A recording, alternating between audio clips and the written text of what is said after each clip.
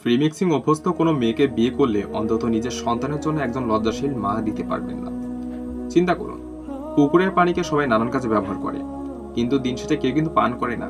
ঠিক তেমনি একটা ফ্রি মিক্সিং অভ্যস্ত মেয়ের সাথে সবাই সবকিছু করলেও দিন শেষে কিন্তু কোনো বুদ্ধিমান ছেলে তাকে বিয়ে করবে না, এমনকি আমি নিজেও না। তো কেন ফ্রি মিক্সিং এর বিরুদ্ধে কথা বলছি?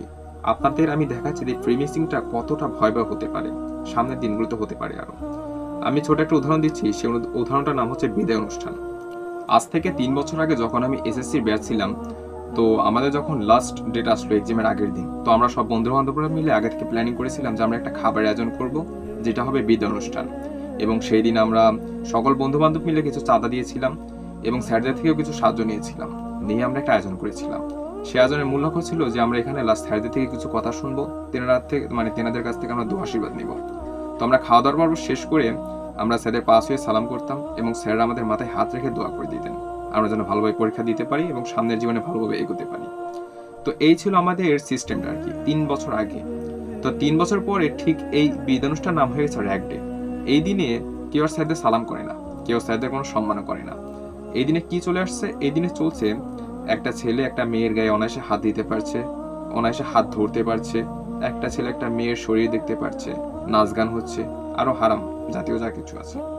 তো সব থেকে উশৃঙ্খল যে জিনিসটা লাগলো এই র্যাগ ডেতে, সেটা হচ্ছে ছেলে এবং মেয়ে উভয় তারা সাদা রঙের টি শার্ট কিনেছে এবং টি শার্ট কিনে মার্কার পেন দিয়ে সেখানে লিখছে তাদের মন মতো করে। কেউ কেউ আরো নাম লিখছে এবং কেউ নিকনেম লিখছে, কেউ ব্যাসের নাম লিখছে এবং যে যার মনে যা আসছে সেটা লিখে যাচ্ছে আর কি। তো আমি দেখে অবাক হলাম যে ছেলে মেয়ে কতটা উশৃঙ্খলতা হলে এই সমস্ত কাজ করতে পারে এবং গার্জেনরা কি এগুলো চোখে দেখে না? আমি একটা জিনিস শুনেছিলাম আর কি, যে আমাদের গ্রামের ভাষায় বলে যে আগা নৌকা যেদিকে যায় পিছের নৌকা সেদিকে যায়, অর্থাৎ সামনের নৌকা যেদিকে যাবে পিছনের নৌকাটা ঠিক সেদিকে যাবে।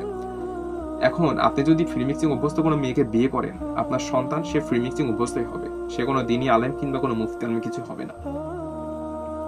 তো কেন এই কথাগুলো বলছি? এই যে ফ্রি মিক্সিং আমরা করছি, ছেলে মেয়ে একসাথে অবাধ মেলামেশা করছি, ঘুরছি ফিরছি, নাচ গান করছি, ইসলাম কি আদৌ এটাকে জায়েজ মনে হয়? ইসলাম এটাকে কি জায়েজ করে দিয়েছে? করেনি তো। ইসলাম কায়েম করার আগে, অর্থাৎ আজ থেকে 1400 বছর আগে আমরা কি এভাবে কি ইসলাম পালন করতে পারতাম? কেউ প্রকাশ্যে গিয়ে নামাজ পড়তে পারতো, কেউ প্রকাশ্যে ইসলামের দাওয়াত দিতে পারতো? হতো কি? হতো তো না। তো কি হয়েছে? ইসলামের জন্য অনেক সাহাবী, অনেক নবী রাসূল তারা শহীদ হয়েছেন। ইভেন কারবালার ময়দানেও ইসলামের জন্য যুদ্ধ হয়েছে। সবশেষে ইসলাম কায়েম হয়েছে, অনেক সাহাবীদের রক্তের বিনিময়ে আজকে ইসলাম কায়েম হয়েছে। ত্যাগের ফলে ইসলাম কায়েম হয়েছে এবং সেই জাতি, যে জাতির জন্য তারা ইসলাম কায়েম করে রেখে গেছেন, সেই জাতি আজকে ফ্রি মিক্সিং অভ্যস্ত। এই যে ফ্রি মিক্সিং আমরা একসাথে মেলামেশা করছি, ছেলে এবং মেয়ের মাঝে কোনো পর্দা নেই। আপনি জানেন যে মেয়েদের জন্য পর্দা ইসলামে ফরজ করা হয়েছে, তো সেই পর্দার কোনো গুরুত্ব নেই। আপনারা জানলে অবাক হবেন যে পৃথিবীতে 4বার সময় থামিয়ে দেওয়া হয়েছিল। তার মধ্যে দ্বিতীয়বার হচ্ছে যখন নবী কন্যা ফাতেমাতুজ জোহরা একটু পর্দার খেলাফ হয়ে যাচ্ছিল, অর্থাৎ তীব্র বাতাসের ফলে যখন তার পর্দাটা একটু সরে যাচ্ছিল, তখন সময়কে থামিয়ে দেওয়া হয়েছিল যাতে সে নির্দিষ্ট সময়ের মাঝখানে নিজের পর্দাটা ঠিক করতে পারে। এবং পুরুষদের গায়রতের কথা বলি, ভরা মজলিসে নবী করিম সাল্লাল্লাহু আলাইহি ওয়াসাল্লাম উপস্থিত ছিলেন। এমত অবস্থায় তিনার সাহাবী সাদ রাদিয়াল্লাহু আনহু বলছিলেন যে আমি যদি আমার স্ত্রীকে দেখি যে সে কোনো পরপুরুষের সাথে কথা বলছে কিংবা বসে আছে, আমি তাৎক্ষণিক তার গর্দান উড়িয়ে দেব। এ কথা শুনে নবী করিম সাল্লাল্লাহু আলাইহি ওয়াসাল্লাম বলেছিলেন যে তোমরা সাদের গায়রত দেখে অবাক হচ্ছ, আমার গায়রত সাদের থেকেও বেশি এবং আল্লাহর গায়রত আমার থেকে বেশি। এ হলো পুরুষদের গায়রত। তো চিন্তা করুন, এই যে আজকে যে সমস্ত ছেলে এবং মেয়েরা একসাথে মেলামেশা করছে, এই মেয়ে তো এক সময় না এক সময় তো অন্য কারো স্ত্রী হবে।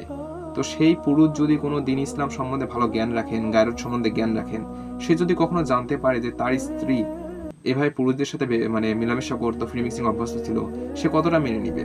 সে কি সাদের মতো তের গর্দান উড়িয়ে দিতে পারবে, নাকি সারাটা জীবন সে জ্বলে পুড়ে মরবে? ফ্রি মিক্সিং এর যুগ চলছে। নবী করিম সাল্লাল্লাহু আলাইহি ওয়াসাল্লাম বলেছিলেন যে শেষ জামানায় পাপাচার বেড়ে যাবে, প্রতিটা ভিডিওতে আমি বলে থাকি আর কি। ইভেন সেটাই হচ্ছে। আজকাল কাউকে সাবধান করতে গেলে উল্টো নিজের ক্ষতি হয় এবং এ ধরনের কিছু কথা বলতে গেলেও সেখানেও শত্রুতা পয়দা হয়। তো নিজের ঈমান ধরে রাখা অনেক কঠিন হয়ে গেছে। যেমন হাতের ওপর আগুনের একটা গোলা রেখে দেওয়া হয়েছে, সেটাকে সহ্য করা যাচ্ছে না, ফেলাও যাচ্ছে না। তো আমাদের ঈমান রাখাটা শেষ জামানায় এমন হয়ে গেছে। সমস্যা নাই, ধ্বংসের একদম শেষ প্রান্তে আমরা চলে এসেছি, সামনে কিয়ামত ছাড়া আর কিছু আমরা দেখছি না।